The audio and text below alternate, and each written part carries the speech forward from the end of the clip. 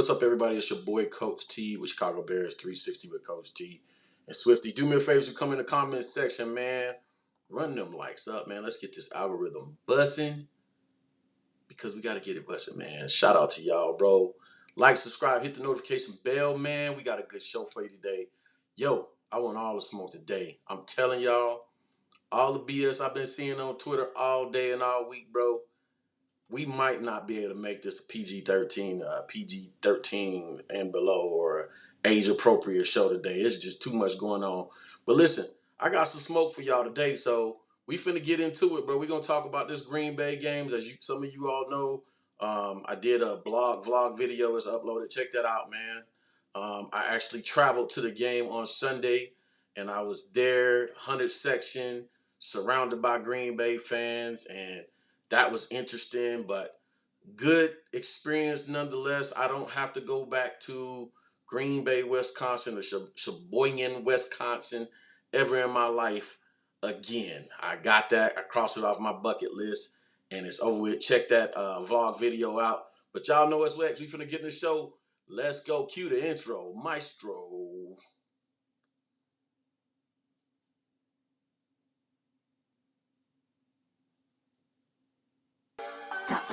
Contra.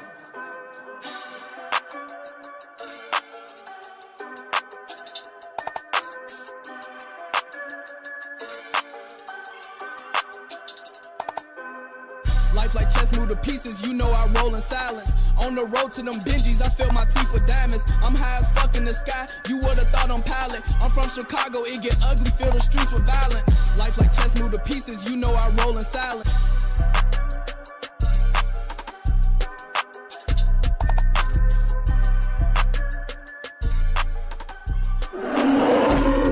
Past, present, future. We bear down. And just like that, I'm back. This Coach T with Chicago Bears 360 with Coach T and Swifty. Hopefully my boy Swifty can join us here in a little bit. Listen, I told y'all I got that smoke for y'all today. So I didn't get a chance to cue it up the way I wanted to. But nonetheless, we still going to be able to get into it. So pardon me 1 second while I cue this thing up. You know what I'm saying? And we're going to talk about it. We're going to talk about it. Let me redo this. Yeah, just like that. Let's talk about it. Let's talk about it real fast. I just want to cue something up for y'all real fast. I don't know if it's going to work the way I really want it to work. Let me see something real fast. Oh yeah, we got to go with the big screen view. Y'all just pay attention to, you know what I'm saying, the commentary, the dashboard. Never mind we kind of yawning in the picture right there. But let's listen in on this guy, Coach T, what he had to say about during his playbook. This is back in June, I believe, June 5th to be exact. Was drawing up plays and playbooks. Put myself out there kind of guessing what I thought Luke Getsy would run as the season came about. Let's kind of see what Coach T had to say right here. We're going to design a basic power play. And I want y'all to understand something about power concepts, right? So when I say Luke Getsy's going to run power concepts, I don't mean necessarily he's going to run this play. This is a concept. And the concept is how you block the play. Power is how you block the play. So the fundamental rule of a power play is block down, kick out, right? Block down, kick out. So let's name this play before we do it, right? We're going to call this 1-3-5. We're going to call this 35 power. That's the play. 35 power. So we got prime, 21 personnel, 2 running backs, 1 tight end, formation, pro left eye, and the play is 35 power, right? The play is 35 power. Let me move my tight end back on the line of scrimmage so he can actually make his block. I'll pay attention to the little section right here, the white section. In the power play, the fundamentals of the power play is this, man. We're blocking down and we're kicking out. Remember, we're blocking down and we're kicking out. So, kick out comes here. So, we're going to block down. I'll show you this. So, you're going to have your tight end. I'm trying to figure out. Keep in mind, I'm new to this software. So, we're going to have our tight end block down. He's going to block down on the tackle. They're going to double, and he's going to climb up to the backer. We'll speed this up a little bit. Down, right? Y'all forgive me if I screw this up on the first take, but the concept is block down, kick out, right? Get on with it, Coach T. Kick out. You got your guy here. Block down. Same thing here. Block down, kick out. Your guards, double the climb. Lock down on the nose, climb to the linebacker. Boom. Hope this is making sense so far. Right? Center. Same thing. Double climb. The idea is to block down and get ear hole blocks. Get ear hole blocks. Block down. You're watching everybody down. Right? And then what makes the power system special is this. We're going to, let me do this part first. Right? So we block down. Let me take care of the back end tackle. I don't want to confuse nobody. We're going to block this guy. I used the wrong. All right, cool. We're going to block this guy. All right, so we block down on everybody, double the climb with the guards, the tackle, the guards, and the center. Now, what makes power unique, what makes it special is, I'll get to that in a minute. So we're going to kick out with the fullback. Get to the chase, kick Coach. Out on this man, on this outside guy with the fullback. Right? See the fullback so lead up. Down, fullback kick out to the outside linebacker or defensive end. Then we pull the guard. Block down, fullback lead up, pull the guard to the strength of the formation. Pull the guard from the weak side to the strength. We're pulling him down the line of scrimmage, up into the hole, and leading up on the strong safety or first body or first person that appears, right? Y'all see what happens right there? That's not a good drawing. Let me undo that. Anybody want to take this software home, bro? It takes a while. Yeah, I was new. Pull this guy. I was new to the software. Pull this guy around. This is my first day using it. We're gonna lead him up. Not bad. First man that appears. That's the best I can do for now, right? And that was still bad. Oh, shoot. I gotta do it again. One more time. But I believe y'all getting the point. You're taking the guard. Let me know if y'all can see it good too. If it's too small, I don't know what I can do about the size of it. Where we're pulling the guard from the weak side to the strength. All right. This looks awfully familiar. No man says I hate having played against pulling guards, but you love it when you're on the you love it when you're on the giving end. You hate it when you're having to defend it. That's what makes power concepts so intimidating, right? So let's talk about the quarterback action right here, right? So because these are the details that's important. Now, let's talk about the. All right, we can skip over the quarterback action. Y'all see where I was getting to right there, right? You know what I'm saying? You block down, you kick out. You know what I'm saying? You block down, you kick out. You lead up on the fullback. You lead up with the fullback. You block down and you kick out. You block down with your offensive lineman and you kick out with the fullback, right? And you know what I'm saying? You basically follow that dang on pulling guard through the hole. You know what I'm saying? Again, every once in a while, and I can't see y'all comments right now. I'm going to fix that in a sec. But every once in a while, man, I got to talk my ish, man, because, you know what I'm saying? Y'all be fronting on me sometimes, especially on Bears Twitter. So let's let it ride. Preston still working here in Green Bay. 2nd and 20. Montgomery tries to get some of it back, and he will. Oh, my God. He's going to get the first down. What a run by Montgomery for 28 yards. Oh, my God. Like what we doing out here? Did Luke Gessie just call the exact play? No more Smith brothers. Za'Darius is in the division in Minnesota. Let's see it again. Preston still working here in Green Bay. 2nd and 20. Montgomery tries to get some of it back, and he will. A lot more. He's going to get the first down. What a run by Montgomery for 28 yards. Yeah, that big nasty call. That big nasty run we had right there. That's one angle of it. Y'all want to see a different angle? Let's go to the end zone. End zone angle. Let's go to a different angle. I just, you know what I'm saying? Every once in a while, like I said, you get to talk your noise, man, because you know what I'm saying? Like you got real life doubters out here, man. They don't want to, you know what I'm saying? I heard, you know what I'm saying? I heard the little jokes. I heard Don Burr with your little jokes. Oh, power this, power that. You know what I'm saying? We not talking nothing because I don't know what I'm talking about, bro. We're just predicting what we'll be able to run based off of what I know, based off of research. So let me give it, did I say lead up with the fullback, right? This is in June 5th to be exact. So instead of having his fullback right here and making it obvious that power is coming, Luke lines Blasingame up to the right, sends him in motion to get him more momentum and moving and running, blocks down and kicks out with the fullback, pulls Lucas Fitzpatrick over to the strength of the formation, and basically runs the same play. Let's look at it. And this thing doesn't want to act right. Let's go.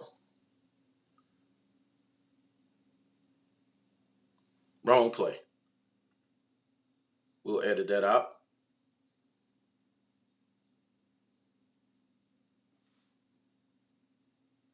There you go. The big nasty demo run. This is the same run that Marshawn Lynch took to the house to rock New Orleans in the playoffs. 35 power, man.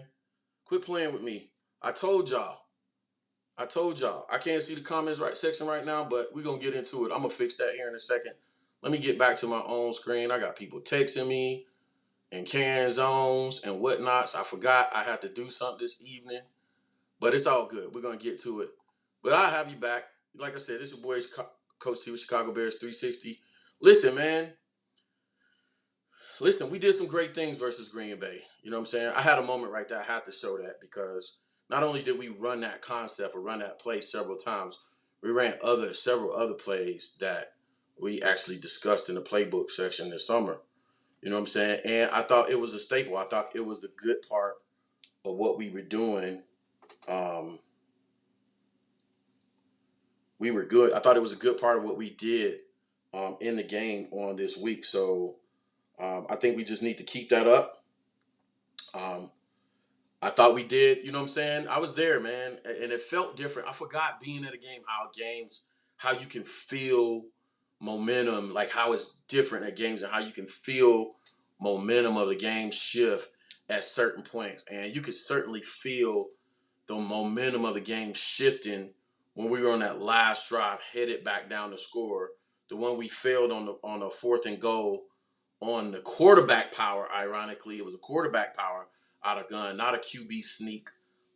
If you go back and look at the play, it was a quarterback power, not a QB sneak. But it was good nonetheless. I know we lost the game. However, we learned a lot about this team, man. One, I had somebody tweeting with me, live tweeting during the game, talking about we had quit. If you were in the building, you noticed we didn't quit at all. There was no quit in this team at all. You know what I'm saying? You know, it was just they had to pick and choose their spots during the game. So overall, you know what I'm saying? I did the offensive line film. I didn't put out grades because I knew it was going to be controversial because nobody would understand that the offensive line blocked reasonably well in a 27-10 loss to our arch rivals. And I just didn't want to put that out there because I knew how toxic Bears Twitter is, and I would be debating and fighting for people who won't go and look at the film, and then two, when they look at the film, don't know what they're looking at anyway. So I didn't even put the grades out because, you know what I'm saying, I knew people wouldn't understand. But far and large, as a whole, the offensive line had a decent day. They had a decent day. I'm telling you that off rip. Whether you believe me or not, you know what I'm saying, they're a problem. They are a problem. They are a problem. A lot of questions about why of the Tevin Jenkins, Lucas Patrick switch off, right? The why of the Lucas Patrick, Tevin Jenkins switch off. And on film this week, while I was doing a film study, I was actually able to see why they were doing that. And then it led to another question that I'm curious to see once Lucas Patrick comes back. And that is, what are they going to do when they want to run power with Tevin Jenkins? Because what I'm seeing is they only used Lucas Patrick to pull. I didn't see any Cody Whitehair pulls. I didn't see any Tevin Jenkins pulling across formation.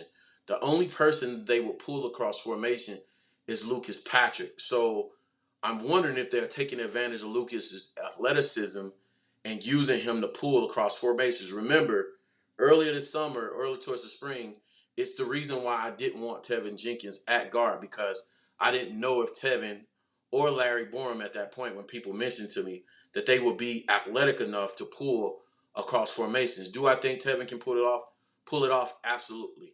Do I think that he can do it as good as Lucas because he's a bigger guy and taller guy? Probably not. But I still would give him the chance to do it and get comfortable doing it early on in the season once Lucas comes back. Matter of fact, I want to see Tevin and Cody Whitehair pulling across the formation in some of those power concepts. And that includes quick toss to the outside as well, right? And counters, right? So I want to see some of those guys get mobile once Lucas Patrick comes back in the run game. So that's my observation based off of film. They really want to bring him in to do a lot of pulling. He of course, he played some other downs that didn't involve him pulling, but he was the only one that I actually saw pulling. So, you know what I'm saying? So my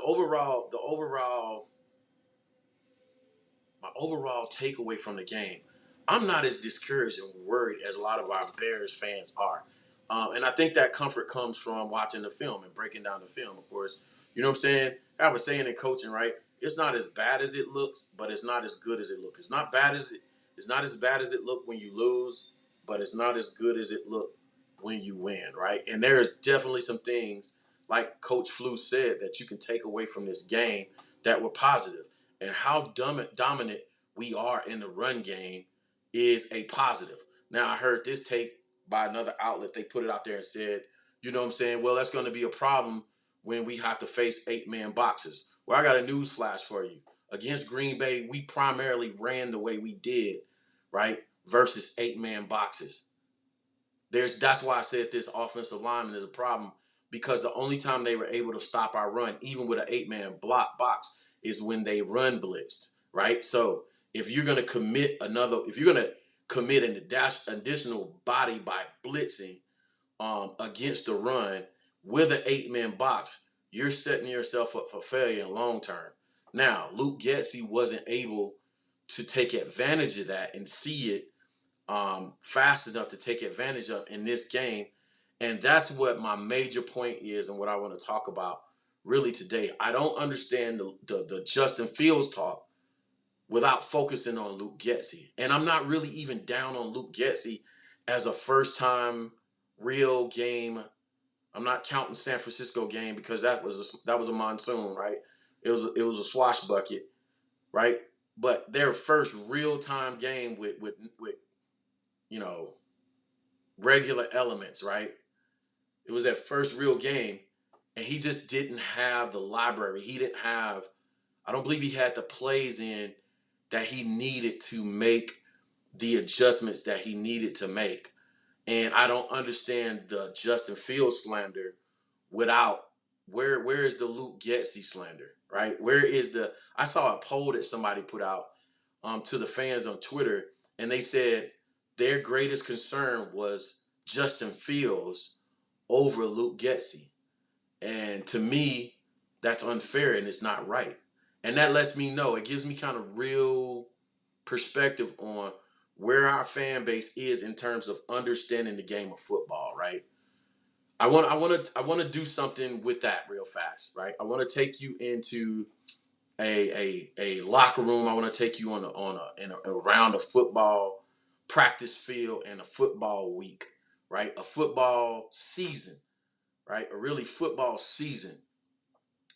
You have a new offensive coordinator, right? Hadn't called plays in a long time. And you have a quarterback going into his 12th start into a new system, right? You have a whole new playbook, new terminology, new plays.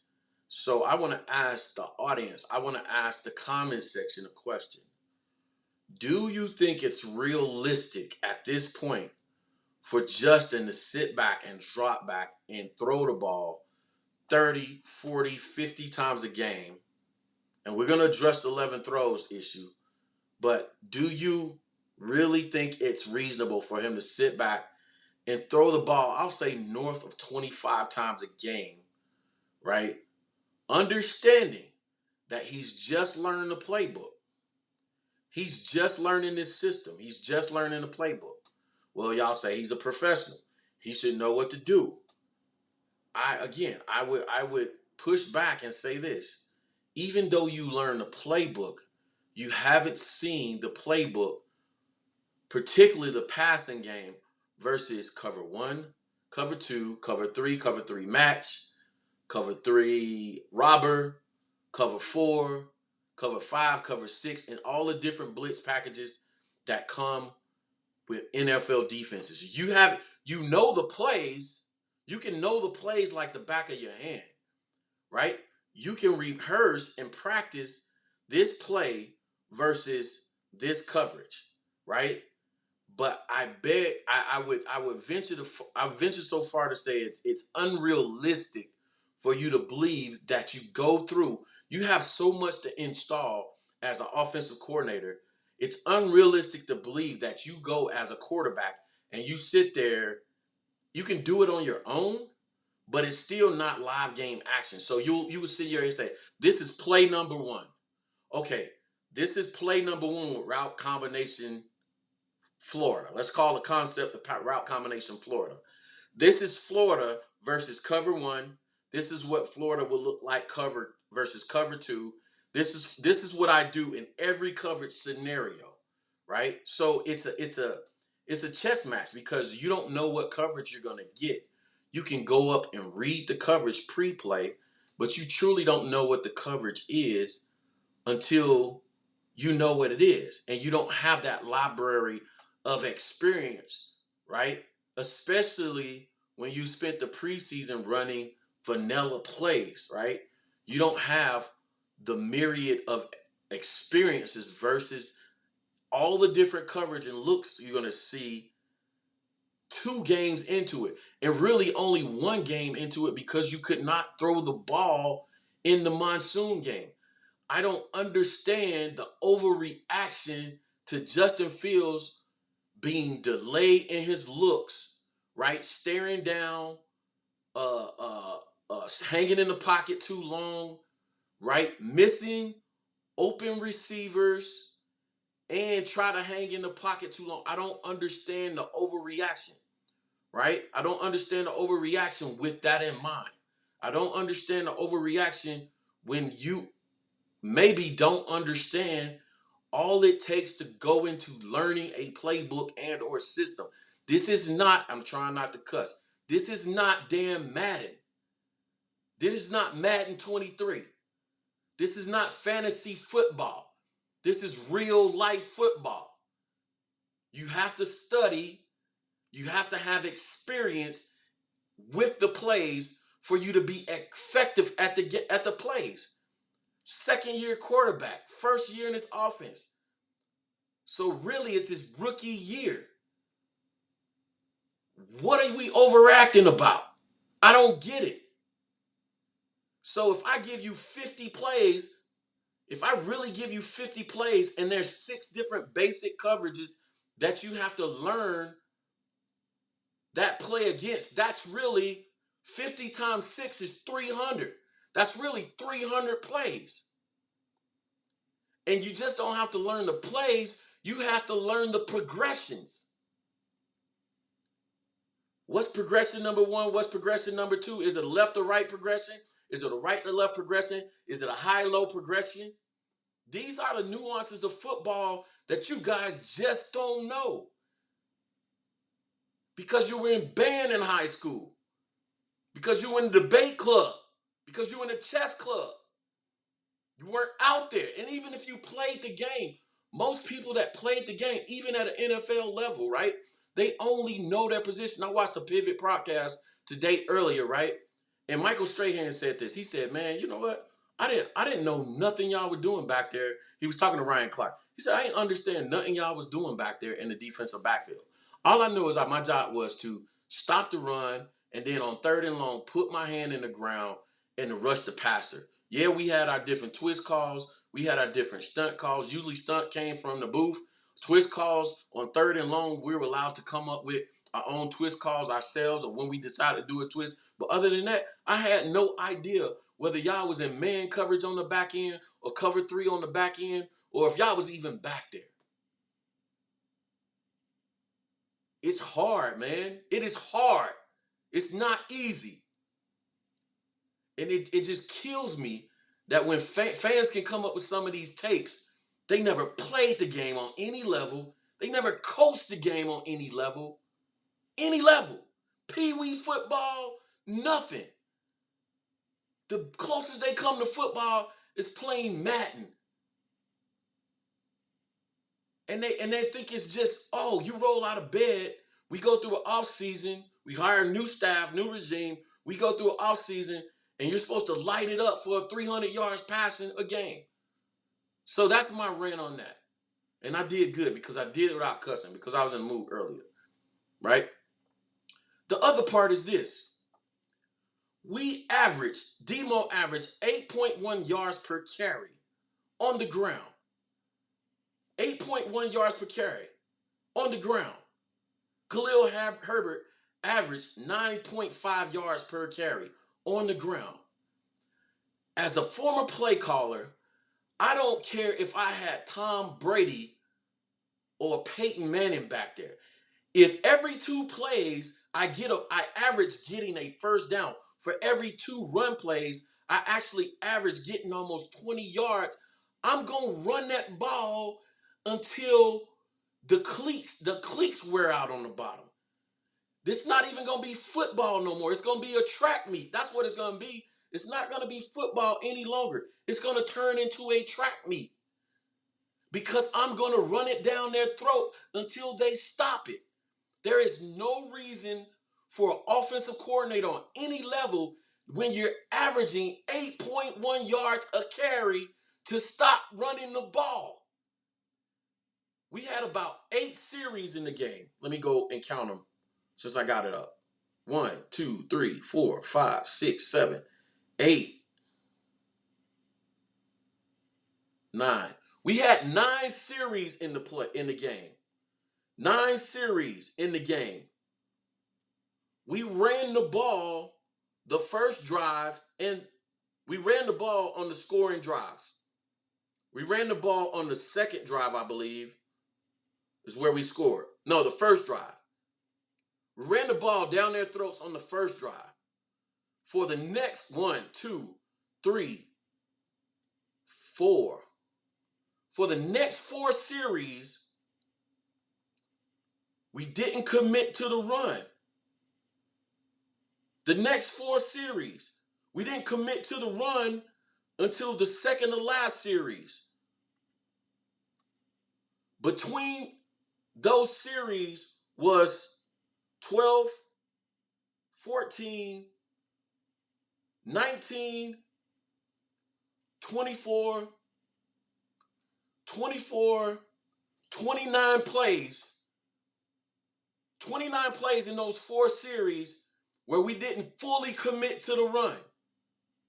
29, averaging 8.1 yards with our star running back. 8.1 yards.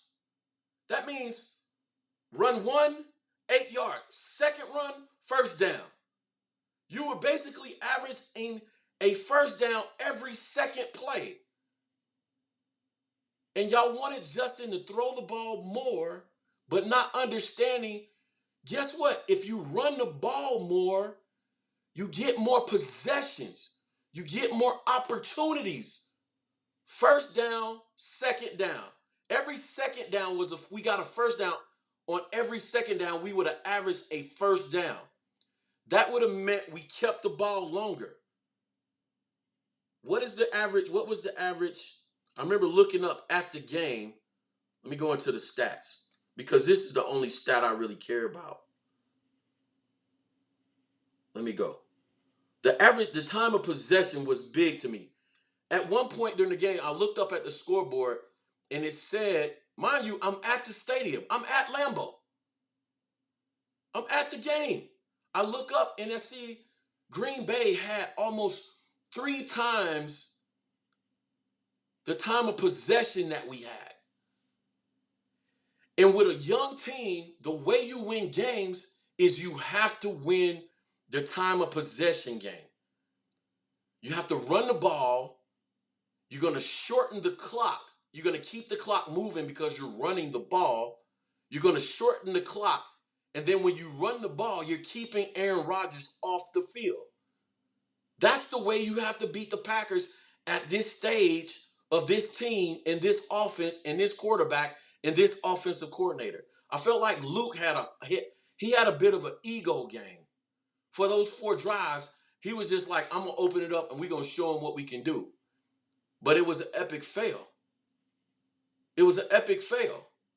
And I don't understand why the fans are on Justin and not on Luke. There should be more Luke slander than it is Justin. Why is that? Why is that? I can't see y'all comments on screen, so I'm going to have to take my break after my rant and do my DM session. But I don't understand it. I don't understand it. So watch this again, because y'all thinking on extremes. Y'all think, well, he should have threw the ball more than 11 times. I'm not saying he shouldn't have, but what I'm saying is your opportunities to throw the ball more come through running the ball because you get more first downs, more time of possession, more opportunities to throw the ball. That means you get more calls as a play caller. You get more opportunities as Luke Getsy to go through and call the plays on your call sheet. So if we were running the ball that well, keep running it. Go play action off the throws. This is another thing, right? This is another thing I don't understand. I'm going to do that in Coach T's playbook after I hit the DM section. After I hit the DM section. I just don't understand it. I don't understand the vitriol. I don't understand the conjecture. I don't understand the Justin Fields hate. I don't understand even the focus on Justin Fields at this point. People said he had a bad game. He went 7 for 11 and 70 yards. With 11 throws, you're not going to light up the field on 11 throws. And even on the throws he had, yeah, he didn't look great, but I didn't expect him to with 11 throws. And I didn't expect us to attack that team that way with that kind of success off of power run concepts. So when we get back from the DM section, I'm going to show you plays that I didn't see and how Luke Getsy, if he ran the ball more, could have used play action off of what he was successful at, because this is what he didn't do. He ran the ball out of power concepts. He ran split zone. He ran power. He ran a couple counters. And then we got in the 3rd and long, and he jumped straight to a spread formation. What's the relationship, Luke? What's the relationship between a under center formation, a formation where you're under center? What's the relationship between that and a spread formation? As a play caller, here's the rule. This is what they teach you. Everything should look the same with 1,000 different outcomes. So if I line up in pro left eye, I should have about 25 plays out of this one formation, and they all should look similar with about 100 different outcomes. Where the defense they're going to run this play, but you give them the okie doke and run something else. That's what you do, but it's not. Luke's play calling was bipolar. You had a pro left eye formation. You had 13 personnel, 12 personnel. You had multiple tight end sets, and then you jump straight to spread. There wasn't a whole lot of under center play action from under center, capitalizing off the success that you had with running the ball. Again, I don't understand the Justin hate. But again, if you never held the playbook on any level, you never installed a game plan, you never installed concepts, you never stood there with that call sheet with 24 seconds on it and 5,000, 6,000, 7,000 fans in the stand, 100 or 200 for that, right? And everybody in the stands is a damn offensive coordinator and can tell you how to do your job better. If you've never been there, you won't understand. I'm not even mad at Luke. Like, I'm frustrated at our reaction to it. I'm not even mad at Luke because I even gave grace to Luke after the game. I was upset we lost, but I'm like, okay, I've been there. Luke, without seeing film, I was like, I've been there. But today and yesterday, as I got a chance to look at the film, I'm like, Luke did some great things in that run game. I'm not excited about what happened with the pass game. I'm not excited about the relationship and how he set things up because he really didn't. But I'm not mad at the concepts. I like the concepts. We just need more reps. We need more experience at it. And that's why I'm not we stole one versus San Francisco. We stole one. And I said this before the season. I said we're going to win a game we shouldn't, and we're going to lose a game we shouldn't. And this is not one of those games. Excuse me. So, because I can't see y'all in the DM section on my screen, let me switch real fast. Let me get this mouse to working. Let me slide to the DM section real fast to check out what y'all. It goes down in the DM. It go down in the DM. All right, we back, man. Y'all know I can't play that jump for long. This Chicago Bears 360 with Coach T and Swifty.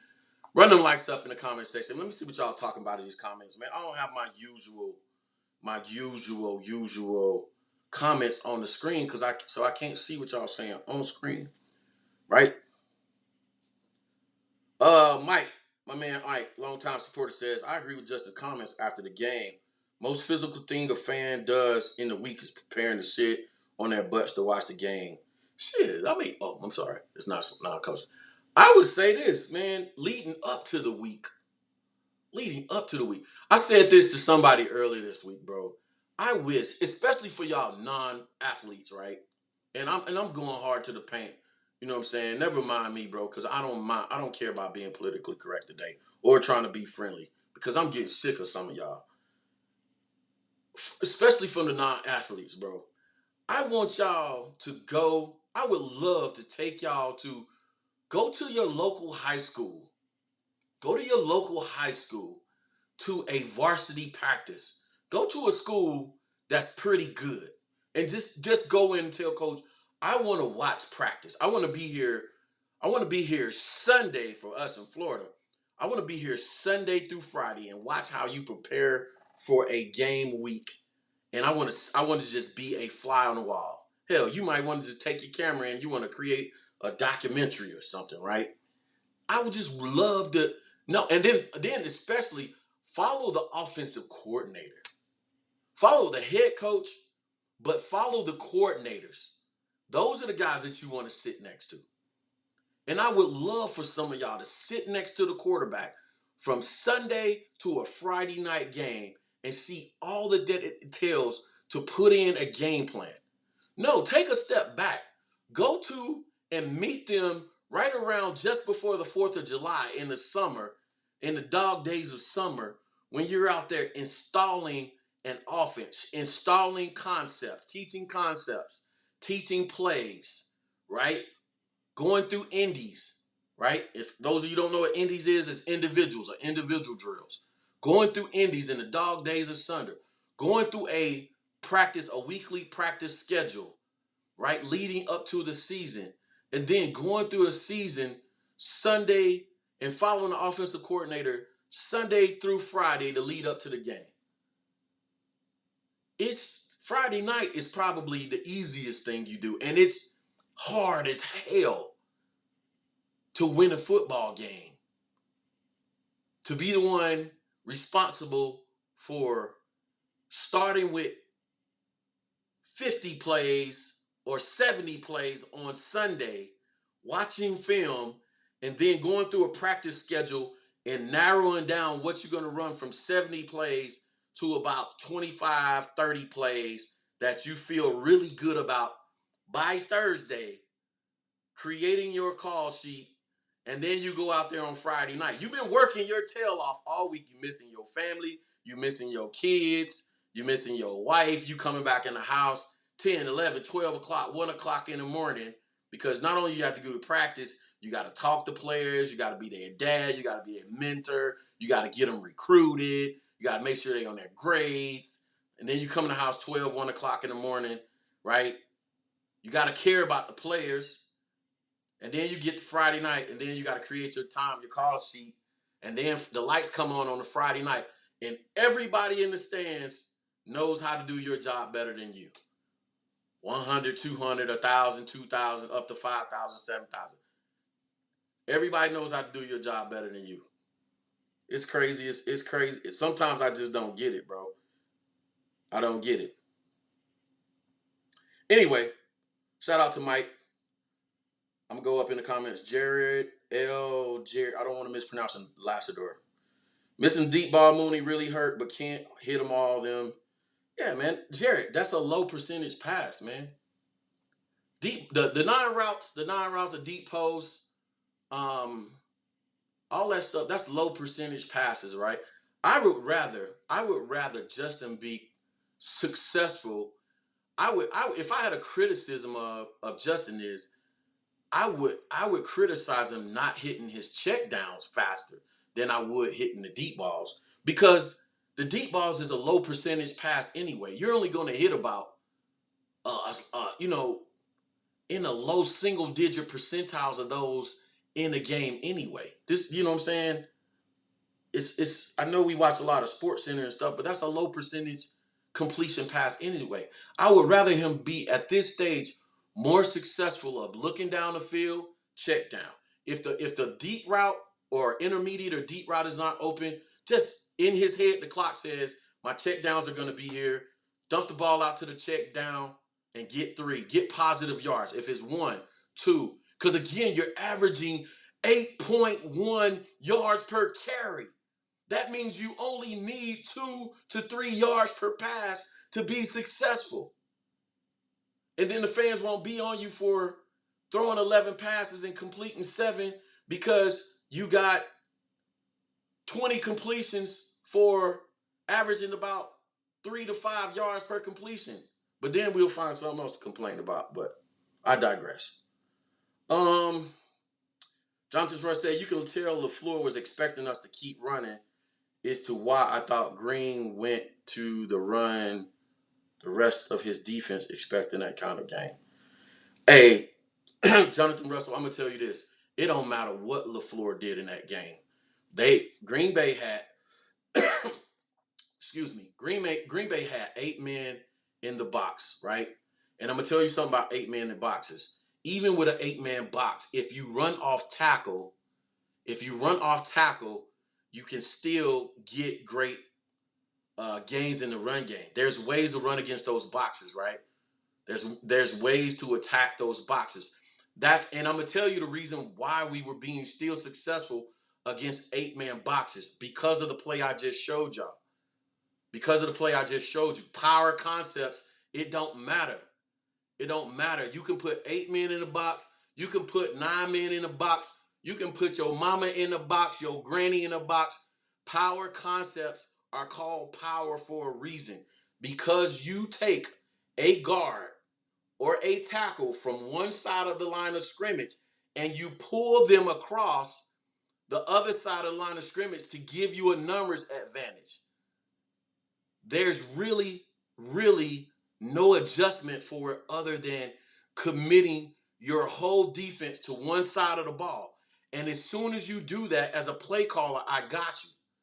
That's the thing that Luke didn't do. He didn't make Green Bay commit before he went away from it.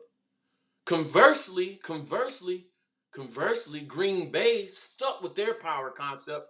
Matter of fact, we were in the stands. I had 2 Bears fans sitting right next to me, and I said, bro, watch this. Green Bay ran at Robert Quinn with power concepts all night. Robert Quinn was getting washed completely to the other side of the offensive line or defensive line, past the center, to make holes that big for the Green Bay running backs to run through. And they were picking on him all night. And I said it during the game. I was like, they need to take him out on 1st and 2nd down or run downs and put Dominique Robinson in, because he's a bigger body and he can stand up better against the run. And sure enough, when we did it, we started getting stops. So That's what's up. Shout out to my pops, man, in the comments. Y'all better not be disrespectful. Let me see. Let me get up here. Let me move a little faster, y'all. I'm sorry. I'm taking my time. What up, Matty Matt? My God, Matty Matt.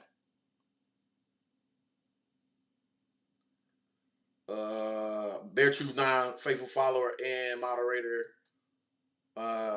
Setting somebody straight up in here.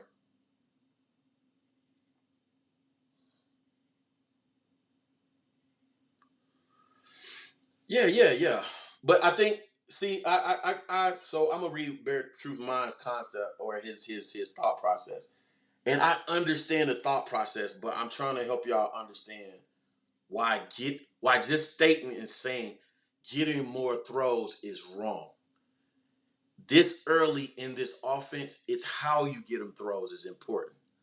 I don't mind getting them more throws, but with this little experience in this offense, how you get them throws is important, right? We can't drop back and we just can't drop back and have him throw the ball. It's going to be a disaster because he's not that familiar with the route combinations and the route concepts yet. And that's what's causing him to miss receivers or hold the ball longer.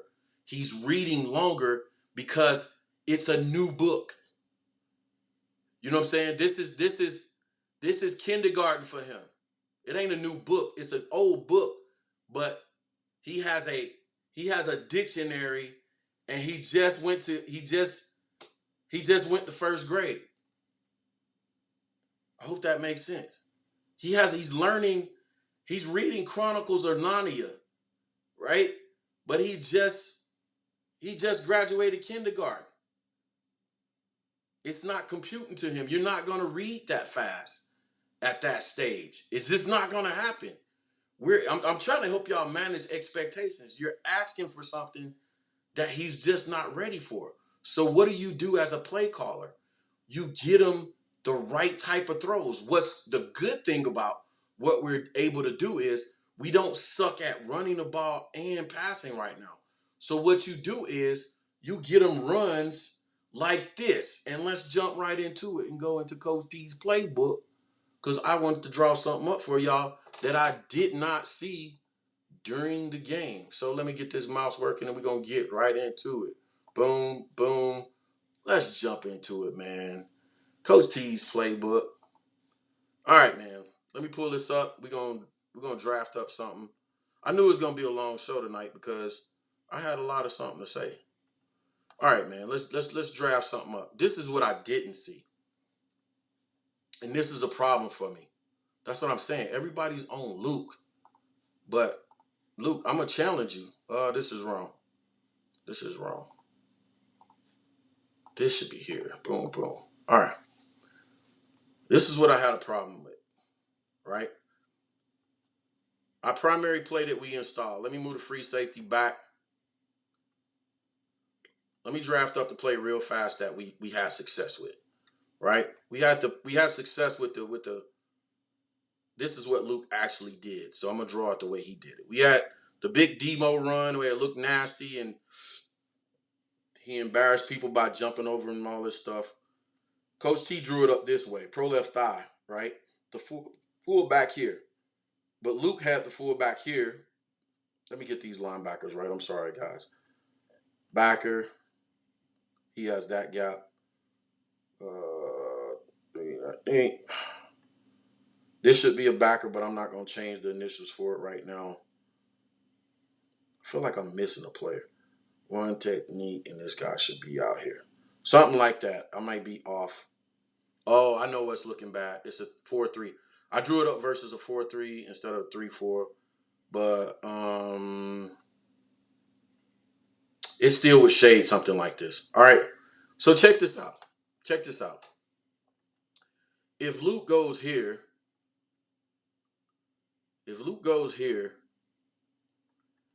and runs this power play this way, sends the fullback in motion, snap of the ball, fullback goes here, snap of the ball, crashes here. Oh, Fullback crashes on the outside backer, which is what they did, right?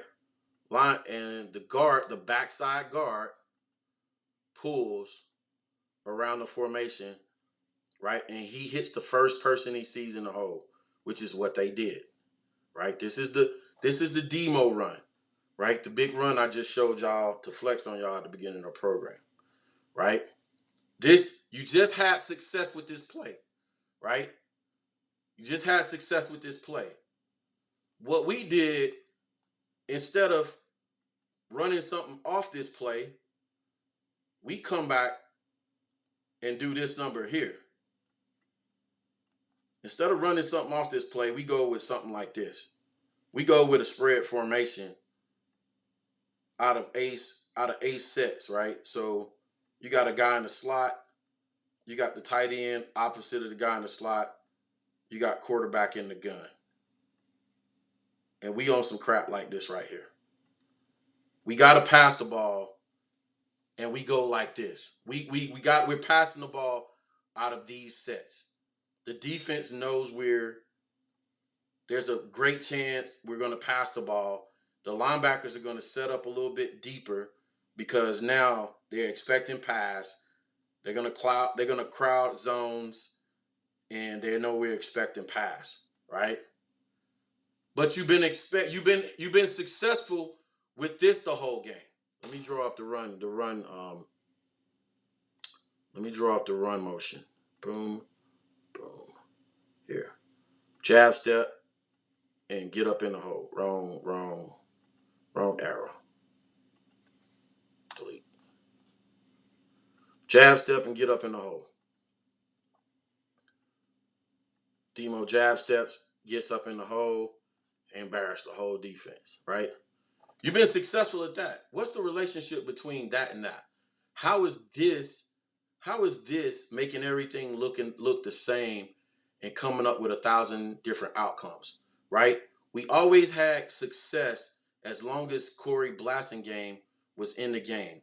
So how you get Justin his throws is go back to the same formation, make everything look the same, and again, 1,000 different outcomes.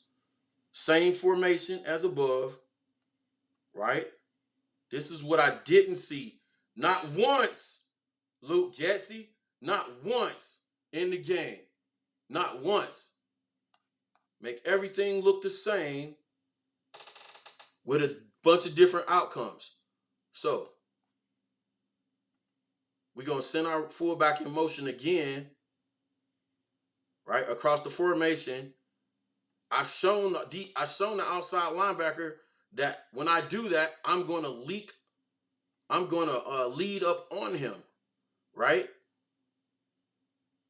But instead of leading up on this outside linebacker, shoot, that's wrong.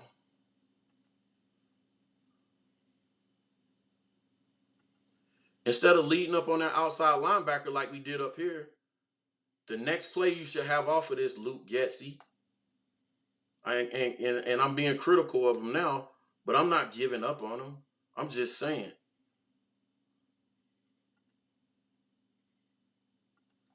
Here you go. Instead of leading up on that outside backer, run a Florida concept right here. So guess what they were doing? They were playing 8-man boxes. This safety in the box, single high safety. Either they were in man coverage or cover 3 or cover 3 match. So you're going to run this guy out to the flat. You're going to send your tight end somewhere up the field to occupy that safety. Somewhere. You can do a number of things with the tight end, but I'm just going to stop him right there. Right? You just want him to occupy that safety, right? And then you're going to run a guy. You can get your go route right here. You got go. So your reads is play action. You got go. You got your fullback in the flat. Or you can read low to high. So you can read your fullback in the flat. I would read high to low. See if you have the go route. You have this safety occupied. especially if you do this number right here. Let me take this out. Because remember, that safety has to get he got to cover all 53 1/3 wide of the field. So let's do something different with that tight end. Let's go right here with it. I'm gonna bring my tight end and occupy that safety, right? I'm gonna bring it right here. I'm gonna run a kind of intermediate, a deep post. Now that safety has to honor that deep post. He can't even get out here on your 9 route, because if he goes there and they're in zone, especially in their cover 3, they're in cover 3. He better stay with that tight end. You got a conflict right there. Who does he go with? The tight end, or did he go help the corner? So now you read high to low, right? Corner's in cover 3. So this third of the field is. My point is, you run all these people, you occupy them, and your easy throw is right here to the flat, off of what you've already run. You're not running a different concept. You're doing this off of what you've already run. You set this up. You set this up. And watch this. You can do this. You could do this on 3rd. You could do this on 3rd and 7. And this fullback Blasinghame's route could be 4 to 5 yards, and you can hit it. But because he's going to be out here in the flat versus probably a nickel corner, you get the big fullback on a linebacker who's quicker than, or a nickel corner that he can run and fall forward for 7 yards. I saw none of that. So you set it up here.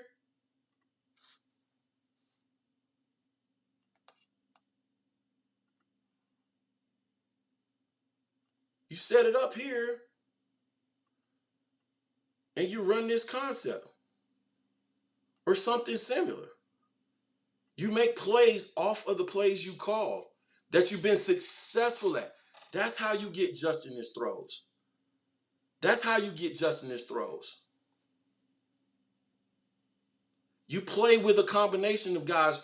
You set things up off of what you're successful at. That's why I said keep running the ball, because the more you run the ball, the more you're able to come back. And if you make the play look the same as the way you ran the ball, then you can come back and have a short pass off of what you call. Here's the problem. There's an extremist mentality. There's either I'm running the ball or I'm going deep. But what about the intermediate game? What about the West Coast offense, which is predicated on getting the ball to your playmakers at 5 yards and letting them run for 7, 10, 15 yards? Again, I said this earlier. These plays back here are low percentage plays. They're low percentage throws.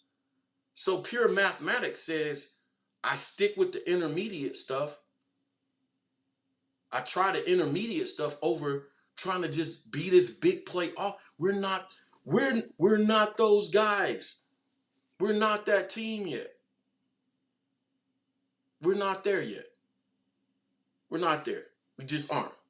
So there's my playbook session / rant on the topic. That's one example. I guarantee you, if Luke Getsy's worth, if he's as good as I think he is, he got on the plane on Sunday, Monday, whenever they got on the plane, and went back to Chicago, and he's kicking himself. He's looking at what I'm looking at, and he's saying the same thing. He's saying the same thing. I didn't get to my plays off the setup. I didn't work off the success of the run game. Keep running it, because the run keeps everybody honest, and work off of the successful formation with the fullback in the game.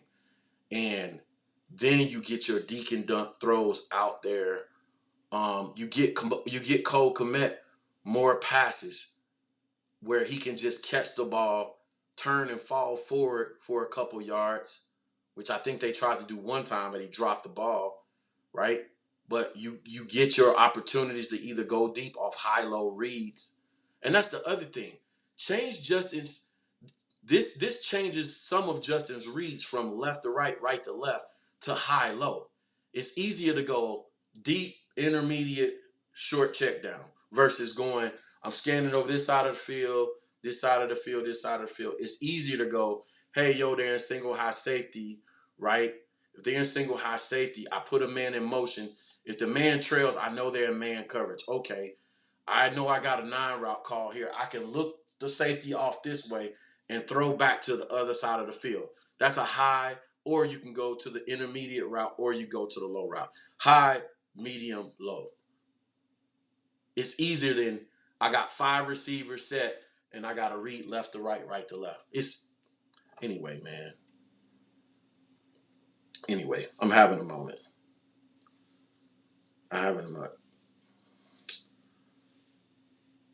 The film don't agree with that, Dad.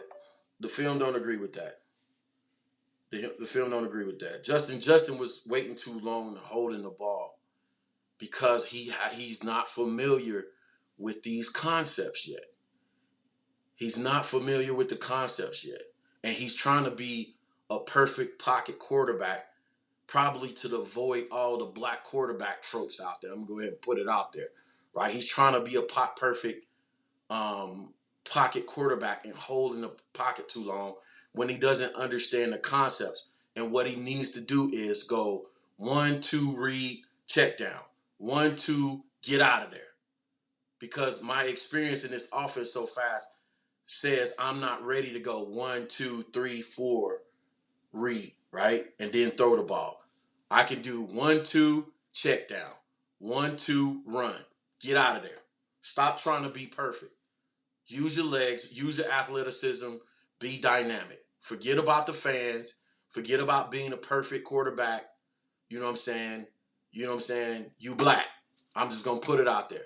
God gifted you with great athleticism and speed. 4.4 speed at that. Use your legs and be an athlete and run.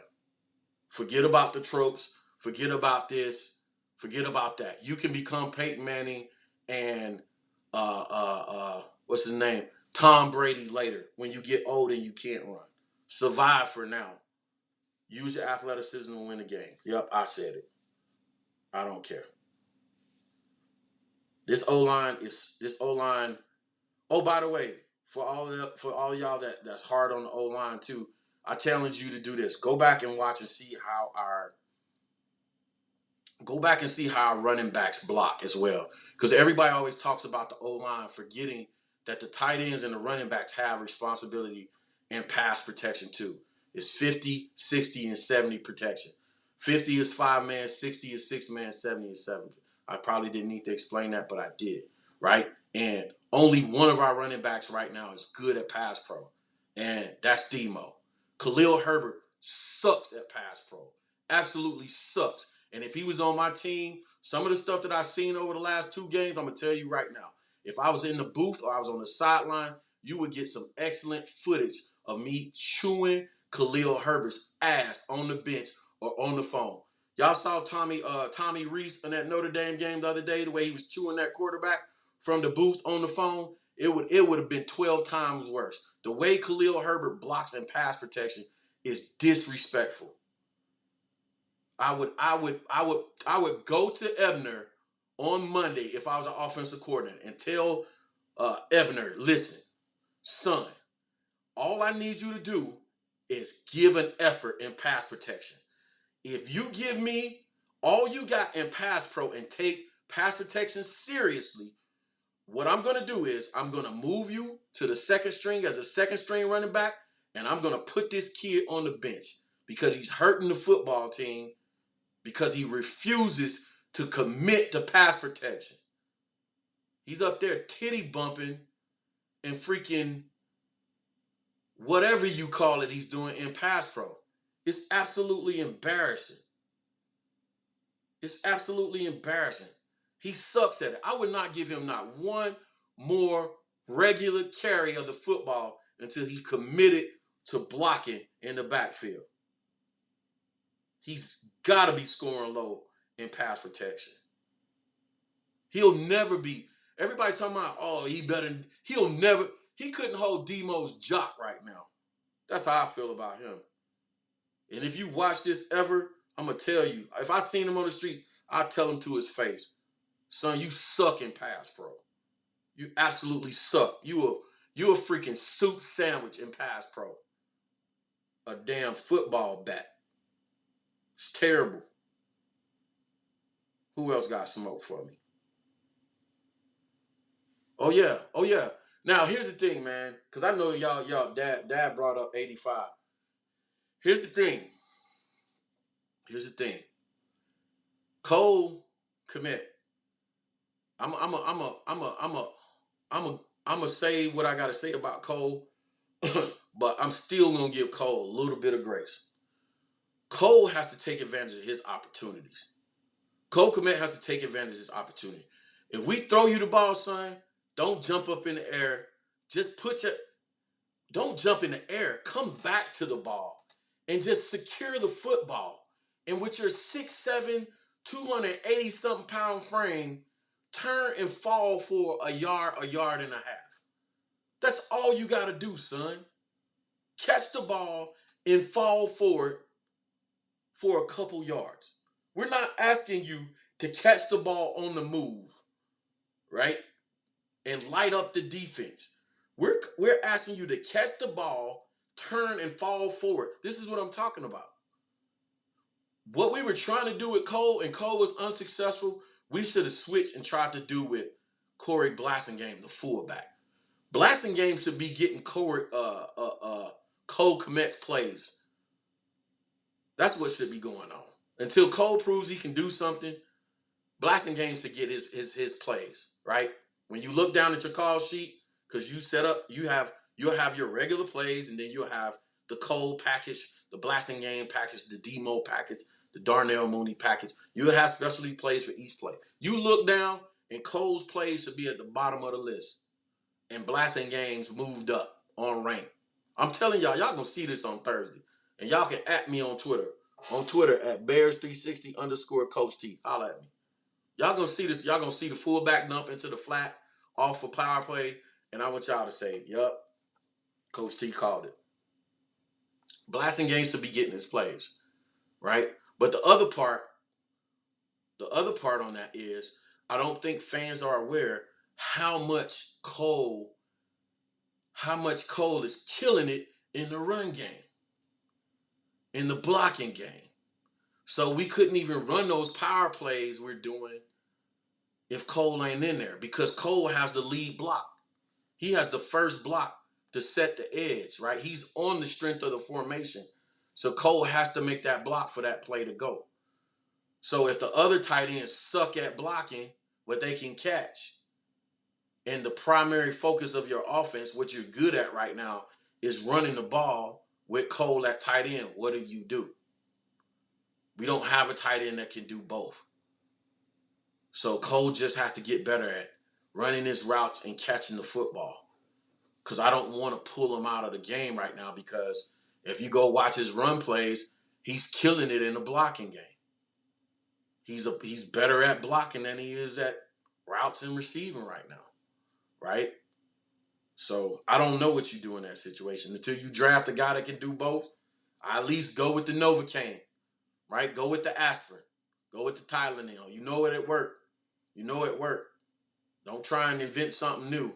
Don't go out there and start smoking meth as a coach, right? Go with the Novocaine. Go with the Tylenol and aspirin. It's the devil, you know, Clarice, right? It's the devil, you know. Oh, Saquil just brought that up too. Yeah, I bet Cole heard about that too. Missing that block on that screenplay. It's bro. This is the other part. This is the other part that I want to say that we didn't see in week 1. We did not see all these mistakes, missed assignments. There was 2 plays that I counted on film where either the running back went the wrong direction or the quarterback opened up the wrong direction. That was on Justin or the running back. Somebody went wrong. Anytime a quarterback just takes the ball and scampers out, on a run play, that means it was a blown assignment. That was at least 2 plays where I saw that. Penalties, getting us back. Off or down the distance, getting us behind schedule, right? Starting out at 1st and 15. We're not that good. Missed tackles on defense. But then I have to move it back up to the coordinators. I heard somebody going in, and I want to mention this to Swifty. He went in on Roquan Swift. I didn't see all the defensive plays, but there's one play, I think there was a play where they scored on the jet sweep to the running back, where Alan Williams called a defensive line slant away from the way the ball was going. The defensive line slanted to the numbers, but the Green Bay ran back to the opposite side against the number. Smart play called by LaFleur. Dumb call by us. You can't always slant towards the strength of the formation. You can't always slant towards the strength of the formation. So they slanted the defensive line. Roquan has contained now, which is he's not used to playing. He used to playing the gap. But now he's the contained guy because you slanted your defensive line and you slanted them away from the way the play is going. But again, if you don't watch film, you don't know what you're looking at, it's Roquan's fault. To me, it was Alan Williams' fault, at least on that play. I'm not watching no defensive film before now and game day on Sunday, so that's the extent of defensive breakdown you're gonna get from me. Yeah, but that 1 yard run on the goal line, he was pulling out 85, not pushing him to the goal. Dad's talking about that. Dad's talking about the 1 yard run on the goal line. The 1 yard run on the goal line was quarterback power, and again, he shouldn't even been put in that position. I don't care if it was quarterback. At first, I thought it was quarterback sneak because everybody was saying that. But when I watched the film, I saw it was quarterback power, right? It was quarterback power. And I'll do this. Let me show you this real fast. And this is going to be my last time going in the playbook. But I'll show y'all this real fast. Where's my mouse working? Boom, boom, boom, boom. I'll tell y'all what was wrong with that play. I love quarterback. I love any power play. By the way, y'all know that about me by now. But I'm going to tell y'all fundamentally why that was wrong. And it was on Luke Getsy, not on the players. One, you don't make that call. Two, it's just terrible. It's just terrible. So let's set it up, right? I'm going to show y'all why that was wrong. Why it was bad. Bad. Right? So you go quarterback power out of a spread set, right? But I'm gonna show you what they did. This is a normal spread look, right? Spread formation. Quarterback's in the gun, right? Quarterback's in the gun, running backs to his right or his left, right? Quarterback power, running back power, fullback power, tight end power. Power is power. Power is how it's blocked, not who gets the ball, right? Power is block down, kick out, right? We do this on the goal line. On the goal line in 4th and 1, the defense is going to come in with heavy personnel and they're going to stack every gap, right? So they're going to come in with a bunch of bodies and they're going to stack every gap. Before the ball is snapped, this is a problem. This is a problem, and I'm finna tell you why. Now, imagine where the free safety, where it says the free safeties are right now. Those are linebackers. I'm not finna change out the nomenclature for this program. Y'all just gonna have to deal with the letters that's there. I'm feeling ornery today. Here's the problem. If you're gonna run quarterback power, why do you have these receivers? Why do you have these receivers? Unless you're going to actually throw it, unless it was a choice, unless Justin had he had the choice, why do you have these receivers so close to your tackles he had these guys in like this. Why do you, if you're going to run quarterback power, why do you bring bodies into the formation? See how everything's clogged up right here? Why do that? If I'm going to run quarterback power, this is what I'm going to do. I'm going to tell these wide receivers, go as wide as you can to the sideline. Don't go too wide because it's going to be a dead giveaway. And I'm going to tell this guy, go a little bit wider than you normally stand. So I'm going to force the defense. I'm going to force the defense to bring a man away from the box. Y'all see what's happening now? You empty the box with formations. So they're going to have to either bring this would-be linebacker out here or safety out here and they got to choose what to do. You put them in a compromised situation.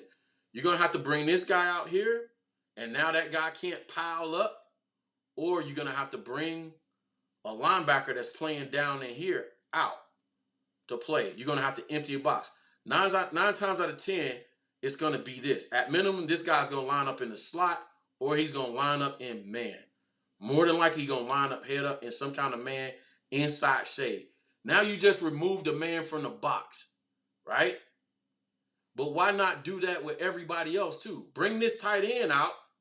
Now the defense again has to choose. Either this guy's coming out or this guy's coming out. They ain't gonna want to remove all their linebackers from the situation. So 9 times out of 10, they're gonna move this guy out, right? Now y'all see the difference there? You went from 1, 2, 3, 4, 5, 6, 7, 8, 9 guys piled up in the middle of the line to now you got 7, right? Now you got 7. So watch this. What happens if we're in man coverage? Who has the running back? So if we do all this, what's going to happen is this linebacker or safety is going to shade over towards the running back because he has the running back in motion, right? So what I'm going to do now is if I'm really going to run quarterback power, this is how I'm going to do it. I'm going to motion this guy away from where I'm running the ball. So if I'm running quarterback power, what we did, I'm going to say, all right, running back, you go in motion and you go here. Now we're going 3 by 1. If we're in man coverage, this guy's going to lock up on him. See what just happened? Now you just entered the whole block. Now you got 5 on 6. And how do you take advantage on 5 on 6? Again, you block down and kick out.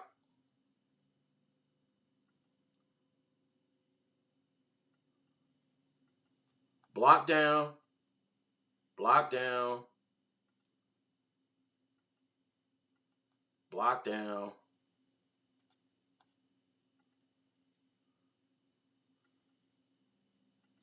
Block down. And then you kick out. This is what they did, but it wasn't the right formation. You kick this guy out. This is what they were trying to do. It was quarterback power. So now you got your quarterback. Now you went from an ace formation, you went to an empty set. And if I'm a defense, I'm like, what the hell is going on? What is about to happen here? Because you went from all these numbers in the box to now you don't have nobody. What is going on? And I got an athletic quarterback. So what you do? You act like you run it like it's a pass play. This is wrong. It's wrong arrow. You have Justin drop back. And then he follows that guard. Oh, I got the wrong arrow up. Dang it. You have him drop back like he's going to throw it to one of these. He looks like he's going to throw the ball to one of the receivers, and he follows that guard up in the hole right behind that pulling guard. I didn't like the call because I didn't like the formation. I didn't like he had so much crowded up in here. If you're going to do that, just run the regular power play from under center. If you're going to have all these bodies in here, he would have probably had more success. And the running back, if he didn't see the hole up in there, he probably would have been able to bounce it out and score the touchdown. And again, your running back is averaging 8.1 yards per carry. Don't understand it. Don't understand it at all. So I'm glad y'all brought that up. Somebody, I see what you said. It was blocked. Son Quill was, he said, somebody tag Luke. Yeah. Why would you, bro? Again, so here's my problem with that. Again, if I don't have a problem with running quarterback power when you have an athletic quarterback, because the concept, the understanding you have is when you get in the red zone, the quarterback gives you a numbers advantage if you run with them in the running zone. But you run this out of a spread out formation or spread formation, trips, empty formation, or something like that. You don't run it out of a formation where you have 50 people piled up against your tackles and you're bringing bodies into the box. If you're going to do that, just get under center and run either the power play I just showed y'all earlier or run the dump pass to the fullback in the flat. How many times have y'all seen that play? Other teams run that play on the goal line. You act like you're going to run power, you pull it, dump it to the fullback in the flat. He's wide open. Why is that play always open? Because you threaten the line of scrimmage. Threaten that 1 yard first. Make the defense think you're going to run, hit that 1 yard first, and then that fullback is going to be, you do the same play you did when Demo had the crazy run, but you leak the fullback in the flat, and it's a touchdown. I'm telling y'all going to see that play this week. I'm telling y'all. But, you know what I'm saying? Like, that's why I ain't really down. I'm down. Come on, Luke, man. I believe in you, brother. I'm sending good energy and vibes your way, man. I believe in you. As a fellow play caller, I believe in you, brother. I'm sending it your way, man. Good vibes and energies. It's there. Run it, Luke. So that's all I got for y'all today. It was a good show, man. An hour, 30 minutes longer than I usually go, man. I appreciate y'all putting up with my football X's and O rants. At least my rants give y'all something, right? They give y'all some information. That's what I want to get at. There's a million things that we can do. Yes, I want to pass the ball more, but I want to pass the ball off of setup plays. And I believe there's about 10 to 15 of those out there in the game that puts us at around 25 throws a game. And then your next step is, spread sets, throwing it out of obvious pass formation. And even out of those spread sets, I want to see you throw the quick screens and stuff first before you try the deep passes. So give me about 10 to 15 of them short plays play actions off of your power concepts, counters, and your split zones. Right? Give me about 15 of those plays. Give me about 10. Give me about 3 to 5 screen plays. Give me like 5 plays out of your obvious spread formations, empty trips, ace gun, left and right, loose spread gun, which is 2x2, trips is 3x1, ace is 11 personnel, 1 tight end, 1 back. Okay, run that stuff out of that first, right? So there you go. You starting to add it up. I got 15, I got 5, I got 10, I got 5. There you go. You got 30 plays just right there alone. 25 to 30 passes right there alone. Come on, Luke. We believe in you, bro. Make it happen. Captain. Last statement, because he just jumped into I can't even talk. Sophisticated thoughts. Think the Bears' speed will show his game pass rush. The wide receivers are not that physical, especially V12. VJ makes a season debut. Absolutely. I mean, point, man, I was so sad when I got to the game and I saw V12 on the sideline, man. I think this opens up a lot for us, too, with V12 coming back. Teams are going to be even less excited to play 8-man boxes when we got V12 on one side and Darnell Mooney on the other. Somebody's going to get blown past. Somebody's going to get run past on some play. and they're going to stop that trash. So hopefully we get him back soon, but not too soon, because I don't want our rookie just spending his whole rookie season with lingering hamstring issues, man. So that's it for tonight, man. I appreciate y'all. This is boy Coach T, Chicago Bears 360, Coach T, and my boy Swifty, man. Y'all, thanks for joining the show, man. I appreciate y'all putting up with my Bears rant. We got the Houston Texans this week at home. For those of y'all going to be in the building, be safe. Remember also, man, we're setting up the Atlanta Bears takeover of Atlanta going down the weekend of November 18th, 19th, and 20th. The game's on the 20th. So we're setting it up for the Bears takeover in the ATL. Hit me up on my DM on Twitter at Bears360_Coach T.